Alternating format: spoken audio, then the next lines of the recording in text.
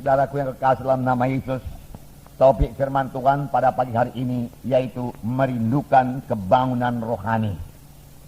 Supaya semua kita rindu akan kebangunan rohani, semua kita berdoa buat kebangunan rohani, supaya kebangunan rohani jadi dalam gereja kita, dan supaya kebangunan rohani, saudaraku, meliputi kota Medan ini, saudaraku. Sehingga, saudaraku, banyak orang mencari Tuhan, rindu akan Tuhan, saudaraku. Sehingga jiwa-jiwa merasa, saudaraku, tergugah hatinya, merasa lebih disadarkan akan dosanya. Kemudian dia mencari Tuhan dalam hidupnya. Di mana aku bisa bebas dari dosa? Di mana nasibku bisa berubah? Masakan hidupku begini-begini saja. Saudaraku mulai tergugah hatinya, dan dia mulai mencari Tuhan. Saya katakan kepada saudara, itulah pekerjaan Roh Kudus, bukan pekerjaan manusia, saudaraku. Nah, saudaraku yang kasih, kita berdoa buat ini. Kita rindu, kita haus supaya kebangunan rohani ini terjadi. Dan ini akan memberkati kota Medan, mengobatkan kota Medan, saudaraku. Dan memberkati kota Medan, saudara. Tapi, saudaraku, terlebih dahulu, kita sendiri, sebagai anak-anak Tuhan, harus bangun rohani kita. Kita sendiri lebih dahulu harus memiliki kebangunan rohani. Kalau rohani kita pun tertidur, saudaraku, kita tidak bisa membawa kebangunan rohani kepada jiwa-jiwa. Kalau rohani kita pun lemah, saudaraku, kita tidak bisa membawa kebangunan rohani kepada jiwa-jiwa. Kalau, saudaraku, rohani kita pun tidak berkobar-kobar, bersemangat, saudaraku, bagaimana kita bisa memberi api kepada jiwa-jiwa? Kebangunan rohani dimulai dari saudara. Kebangunan rohani dimulai daripada anak-anak Tuhan yang rindu akan Tuhan, yang suka bersekutu dengan Tuhan, yang suka membaca firman Tuhan, yang suka berdoa. Kenallah, saudaraku, kalau sebagai anak-anak Tuhan kita mulai kurang berdoa, tidak suka berdoa, itu tanda, saudaraku, rohani kita mulai merosot. Sebagai anak-anak Tuhan, kalau kita mulai tidak suka baca firman Tuhan, marilah kita bertobat. Itu adalah makanan rohani bagi kita. Tiap-tiap hari kita harus membaca firman Tuhan. Kapan kita tidak membaca firman Tuhan, tanda rohani kita mulai merosot. Mari kita dahulu perlu bertobat. Amin, saudara. Tanda-tanda dalam rohani yang bangun, yaitu kita ini kemanapun tidak bisa diam. Saudaraku, maksud saya, saudaraku, kemana pun kita tidak bisa tutup mulut. Kita harus menceritakan kepada Yesus. Kita harus menceritakan Yesus pada jiwa-jiwa. Kita cerita Yesus pada jiwa-jiwa. Nah, saudaraku, kita suka memberi. Ini tanda kebangunan rohani. Kebangunan rohani dimulai dari saudara. Saudara harus lebih dulu suka memberi, suka berkorban. Saudara dengan sukacita memberikan korban, saudara.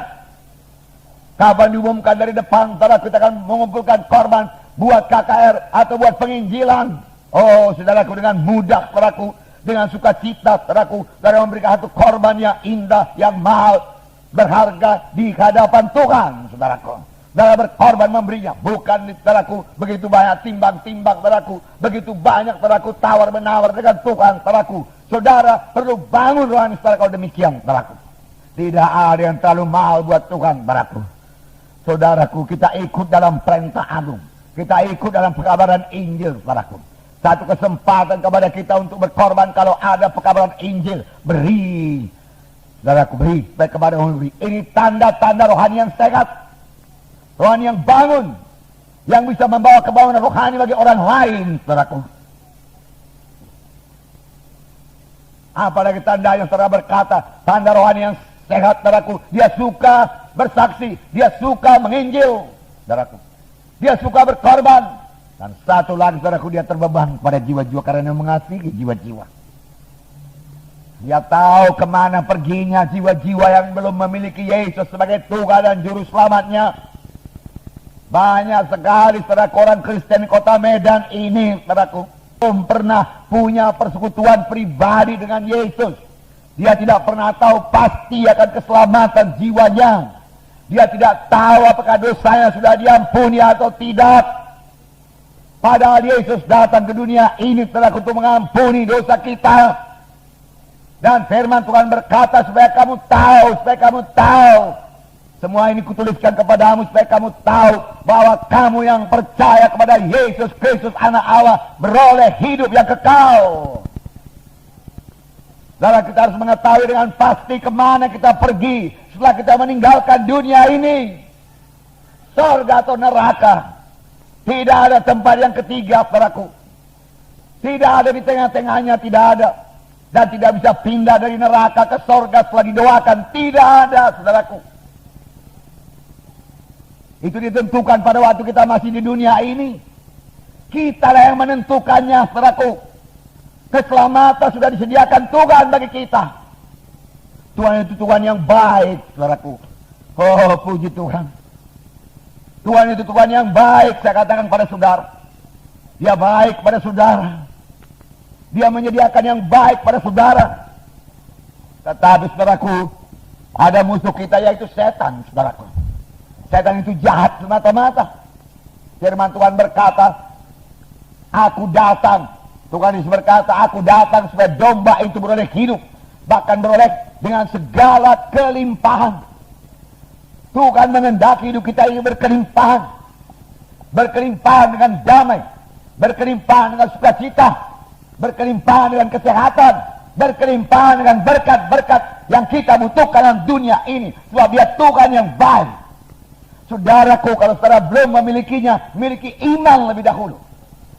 Jangan salahkan Tuhan karena kekurangan saudara. Jangan salahkan Tuhan karena penyakit saudara.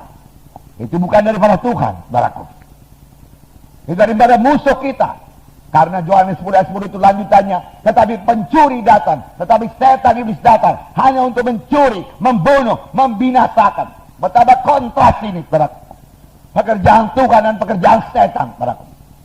Dari mulanya setan ini musuh manusia.